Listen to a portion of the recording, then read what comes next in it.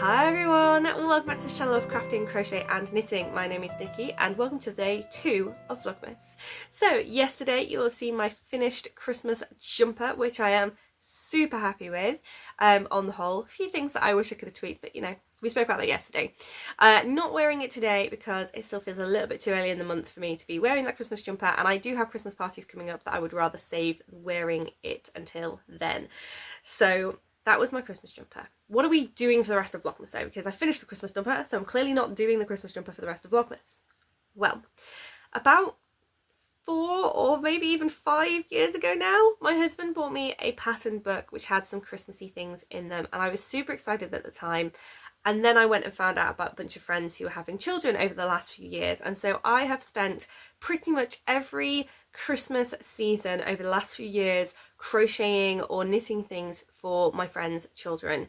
And don't get me wrong, I've loved that, I've loved gifting those things, but it is time to focus on something I want to make for myself. So this year I'm going to be working through this. This is the Christmas crochet book by Zoe Halstead, and I am going to be making mostly the Christmas Nativity set that comes from here, but also some of the Christmas baubles, the Christmas bunting, and the smaller decorations that I think I can make one of in a day. So the aim is to make a character per day, or a bauble, or some bunting. Let's see how well this goes. But just for now, I'm going to start with some of the central characters to the nativity story. So I do need to first go raiding in my supply for a lot of different colours. I've looked through the patterns already. There is a lot of colours involved in the different characters, and I figured that it would be easiest on myself if I just pull them all out in one go and get them all on the side ready, so I don't have to spend most of my days rooting for the right colour.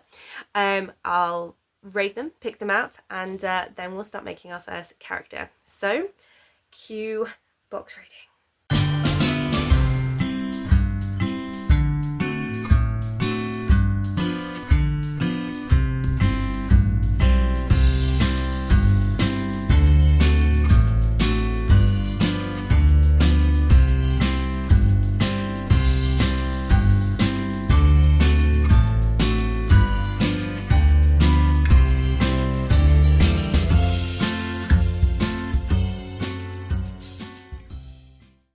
Okay, we have pulled out a bunch of yarn. We've got more on the table. Let's get started.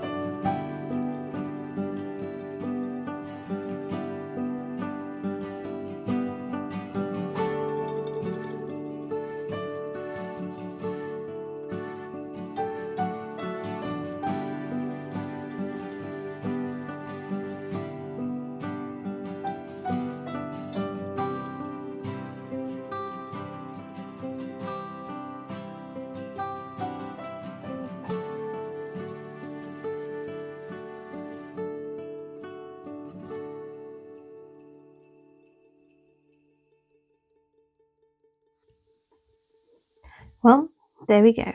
One completed Mary for our nativity.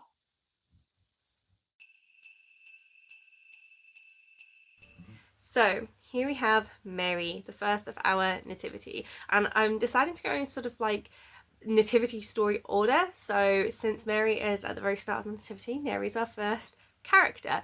There are a few things that I need to note though about this whole process, and things that I'm going to have to bear in mind as I make the next characters along. And so some of those things are simple, some of those things were a bit frustrating. So thing number one is neck stability.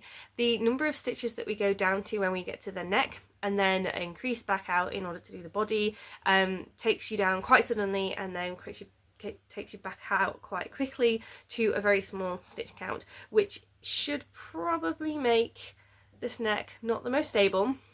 Now, I'm not going to worry too much about this because, strictly speaking, yes, we have nieces and friends' children who are probably going to pick these up and play with them if they visit us over Christmas, so I need to be careful of that, but ultimately they're not really meant to be a toy, they're meant to be a display, so I'm not going to be too concerned at this stage. And also the way that I hold the end of my yarn when I've finished allows me to go back in and sew in some extra security, so I think that we're probably okay. Next is the construction. So this character is like a based construction, so you're working your way down and then you actually stop and you cast off here and then you add a base that you sew on later. So I tried a couple of different edge finishing to the skirt in order to attempt to make the base sewing a little bit neater. So one of the things that I did was I tried to work the last row in front row only, so that I could sew the base into the back loop that would be underneath the skirt and then maybe hide it a bit. But actually that didn't work, because when you're stitching into the front loop only, you can still see that from the front. So I didn't like that, and I ripped it back and I just did normal single crochet in American terms, double crochet if you're using UK terms, for the last row, just as everything else in the skirt, and I actually think that was sturdier and going to be safer for putting the base on.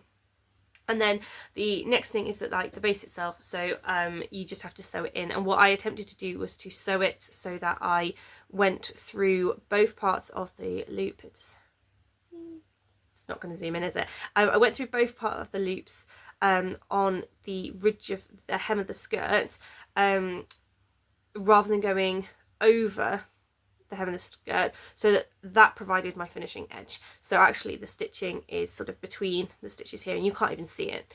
And then I went through both loops with the base, but over the top of them, so sort of sideways. I don't know if I'm explaining this very well, but I didn't go in and over these stitches, but I did go in and over the stitches on the base, and that cinched it in slightly. So actually the base is, strictly speaking, like sewn into the gaps between the stitches instead on the underside, which means that it's nice and flat.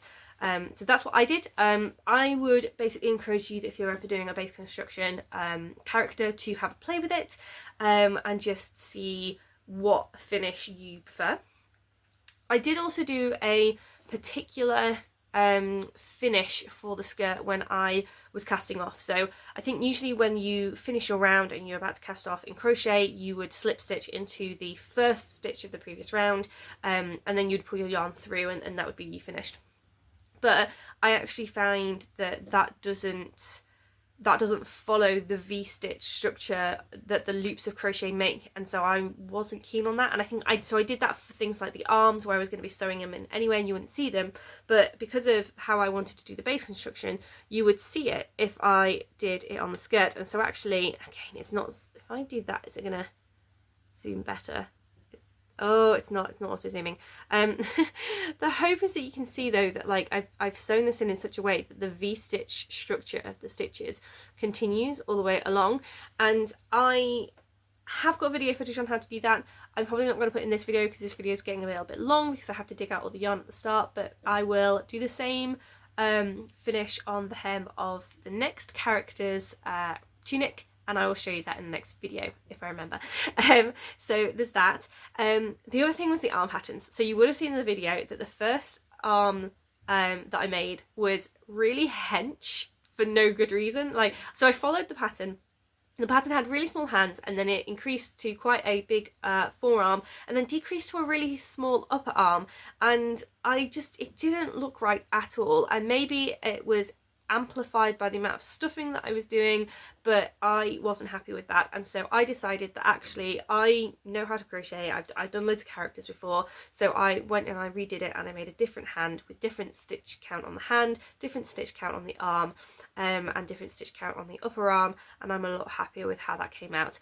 And now I'm just worried that I've potentially not written that down anywhere, because I'm going to need to make the same adjustments for the next characters. No, I have. I wrote it down. I scribbled it in the book. I remember now. Yes. So, yeah, because I made my arms earlier on in the day. But yes, I did. I scribbled that down in the book, so that's fine. There might be a little bit of a jump cut in the middle there. I don't think you're going to notice it, but you maybe could see that some of the parts for the character materialised out of thin air a little bit. My microphone battery died, my phone battery died, so I did just keep crocheting and then came back to show you stitching all together again when I had some battery left in my phone. So apologies for that. I will try and be a bit more careful with that in future videos. The last thing, sorry for the jump cut there, my phone did something weird. The last thing was how the facial features came out. I was having an absolute nightmare with the facial features. So I was, at first with the mouth, for example, I think I came through like this stitch, down here, across here, and then back up there. It was so huge, it looked like something out of a horror film, which was really bad.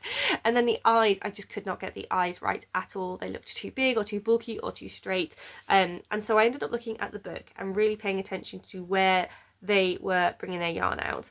And actually, so for the mouth, it's coming out between, it's actually halfway between this stitch and halfway between this stitch, and it just bends ever so slightly because it's going around around the arms of those stitches. So the mouth, doesn't even have anything very clever going on. For the eyes though, again, I'm coming halfway through this stitch and halfway through this stitch, and then I'm using a little tack through the gap in the stitch here. I'm coming up through the gap, going over the thread and back into the same gap, and that's allowing me to just pull it ever so slightly down so that it has even more of a curve, because the mouth, it's like a little bit curved, but it's not very curved, whereas the tacks are keeping these two eyes in place. And so once I got the hang of that, I think that looks a lot better than anything that I was previously coming up with. So I'm much happier with how that came out. Lessons, therefore, that I will take into the next characters. For now, thank you for joining me for day 2 of Vlogmas, and I will see you again soon. Bye!